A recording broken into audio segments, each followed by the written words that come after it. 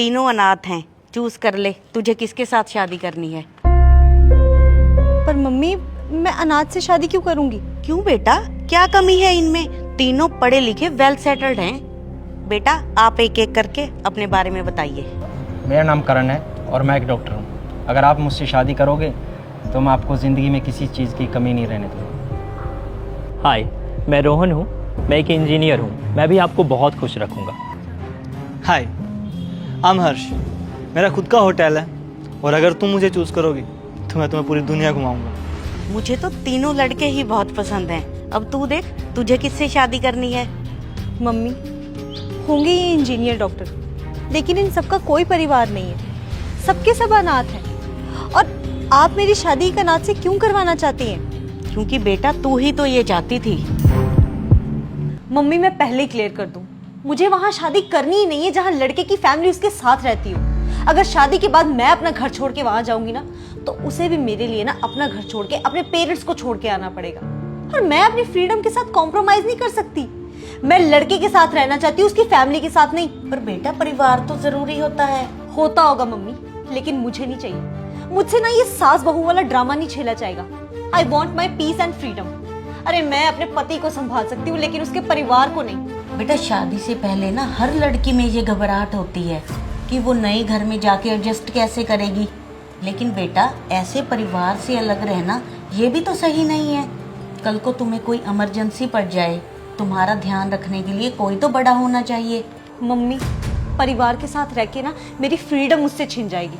हर कोई मुझसे यही बोलेगा, बहू ये मत करो, वो मत करो, ये मत पहनो, वहां मत जाओ, ऐसे मत करो। Oh my God mummy, boundaries के साथ ना मैं नहीं रह सकती। मुझे टॉक्सिक एनवायरनमेंट में ना रहना ही नहीं है।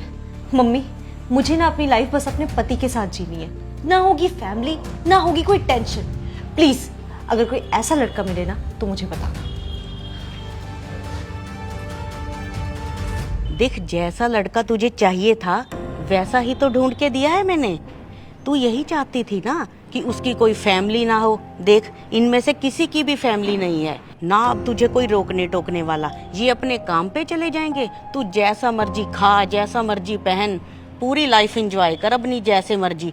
ना ही कोई परिवार की टेंशन, ना ही कोई टॉक्सिसिटी। यार मम्मी, ऐसे थोड़ी होता है। अरे बेटा यही तो मैं तुम्हें समझाने की कोशिश कर रही थी। ये जो तुम लड़कियों ने ट्रेंड बनाया हुआ है ना कि हमें अलग रहना है, हमें परिवार के साथ रहना नहीं, हमें फैमिली नहीं चाहिए। तुम्हें अगर चुनना ही है ना लड़का तो अनाथालय से चुनो, क्योंकि उनके परिवार तो होते ही नहीं है।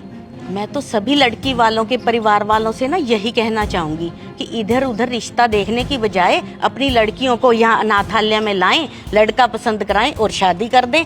परिवार की सिरदर्दी ही खत्म। ठीक है ना, यही करना चाहिए ना उन्हें। सॉरी मम्मी, मुझे ये बात रियलाइज़ हो चुकी है कि परिवार की क्या इम्पोर्टेंस होती है। अगर कोई मुझे मेरे माँ बाप से अलग करेगा और मुझे जो फील होगा वही सेम लड़के को भी तो फील होगा ना, जब कोई उसको उसके माँ बाप से अलग करेगा। अब मैं कभी भी जिद नहीं करूँगी आपसे परिवार को लेके। और मम्मी, अब जैसा भी लड़का ढूंढना चाहती है ना मेरे लिए, वैसा ही ढूंढिए। परिवार की कीमत ना वही लोग समझ सकते हैं जिनके परिवार नहीं होते। इन लोगों को देखो, ये बेचारे परिवार के लिए तरसते हैं। इसलिए बेटा भगवान का हमेशा शुक्रिया अदा करो कि उसने तुम्हें परिवार दिया। बेटा तुम सबका बहुत बहुत थैंक यू जो तुमने मेरी बेटी को सब सिखाने में मेरा साथ दिया।